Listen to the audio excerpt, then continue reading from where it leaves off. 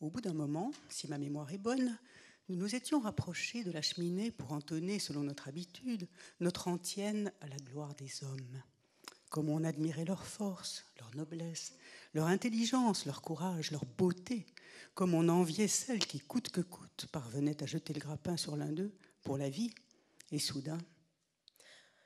After a time, as far as I can remember, we drew round the fire and began, as usual, to praise men. How strong, how noble, how brilliant, how courageous, how beautiful they were. How we envied those who by hook or by crook managed to get attached to one for life.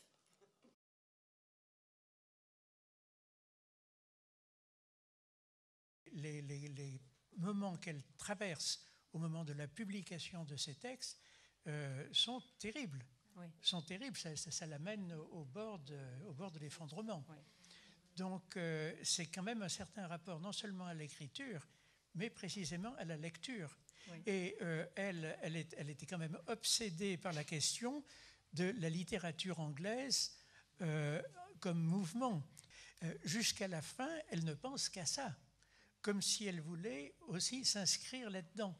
C'est s'inscrire dans la lecture de la langue. Dans la lecture de la langue. Voilà, qui est justement ce qui fait marcher le monde anglophone, hein, qui marche derrière sa littérature, et dans la mesure aussi où la langue anglaise a été faite par ces écrivains, par Shakespeare pour commencer, mais aussi par tous les autres. Autrement dit, il y a cette dimension qui est une dimension aussi pour elle de survie.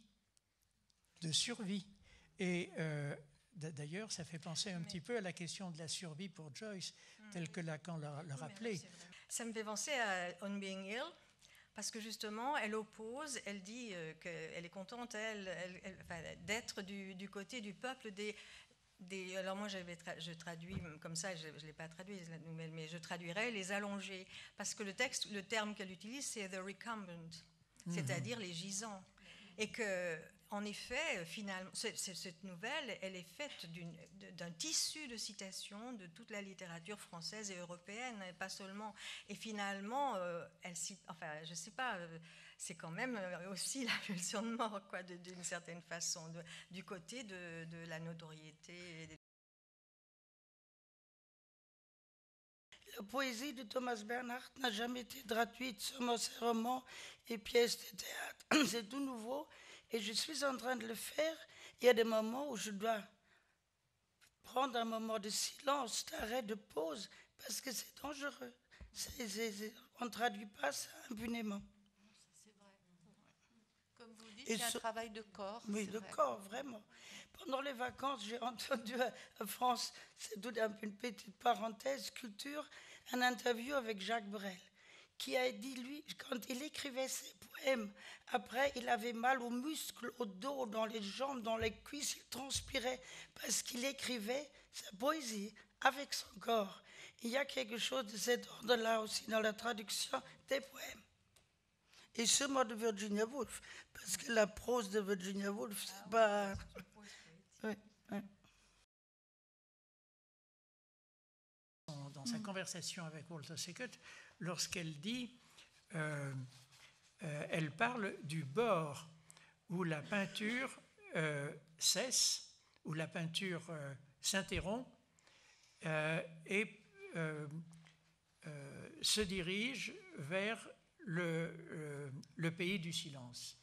The edge where painting breaks off and takes her way into the silent land. Celui, justement, qui est ce monde du silence et qui est aussi le monde du neutre, le pays de l'indécidable, précisément de ces points de réel.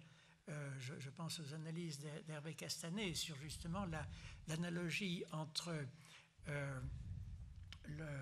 le point de silence, le point de réel dans la peinture et dans la littérature et dans le mot. Et ils sont du même ordre structurel, n'est-ce pas ? Et cela définit un certain neutre Et d'une certaine manière, il me semble que Orlando serait une exploration ou une cartographie de la question de cet indécidable du point qui est à la place du réel, à la place de la chose, en quelque sorte. Là, je crois que elle réussit à mettre en scène cet indécidable.